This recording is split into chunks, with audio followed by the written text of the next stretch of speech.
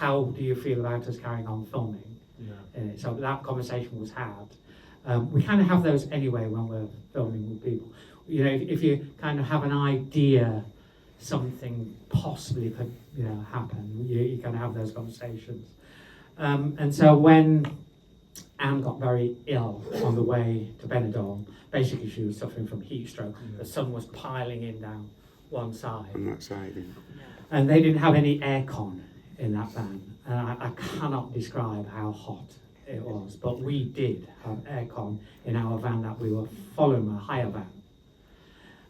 And so when they pulled over, I filmed that little bit of it.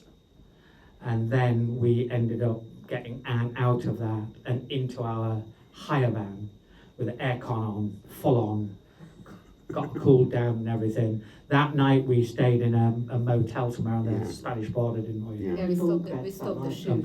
You had those lovely bunk beds, yeah. Yeah. Oh, we live a glamorous life. And so that's pretty much kind of what happened. If you've seen a bunch of amateurs, you remember Colin falling.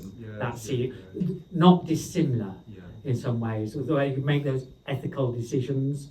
I went to the National Film School and I was taught try and film it, and then make the ethical decision in the edit room, where you've got a cool head and things, and that's basically what we do. Yeah.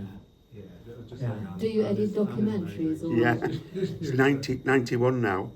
Yeah, she's still alive, and she's going strong. Yeah, she sends her love to everybody. She's good for party until 2:30 in the morning every weekend. The weekend she was. Because this film opened Sheffield Documentary Festival. So for those who don't know the documentary circuit, Sheffield is the kind of preeminent documentary festival in this country, and it opened that, and Dean and Hayley and Anne came to that. I think it was an 800-seater or something like that.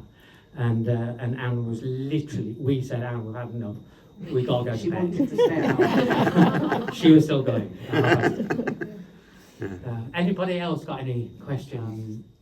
Basically, this film came out of, we'd just done the film called A Bunch of Amateurs, and we were looking for another film. And I remembered back in the day, I thought, what was that bloody awful song back in the 80s? I was trying to remember it, and I said, Alexa, what? And then Alexa struck up and played Agadoo, and I hadn't heard Agadoo for years. And so I thought, yeah, that's the one. And at that time, there was, actually, to be honest, there still is, lots of what they call these IP films, which means intellectual property films. Films like David Beckham and what's his wife called? Victoria. Sorry. That's made by his own production company. So, you know, I would argue that's not even a documentary. That's a kind of puff piece. It's an extended piece of promotion for David Beckham. But anyway, there's lots of those types of films around. You know, whether it's Taylor Swift or whether it's Madonna, they usually own the rights to them, and they also own the editorial to them as well. So basically, they're making sure they look kind of pretty okay. They're clever enough to know that they've got to give some things away to make it look real, but really they're very, very controlled. So I was looking for a film that had some IP in it, and I was thinking about Black Lace and Agadoo and all of that stuff.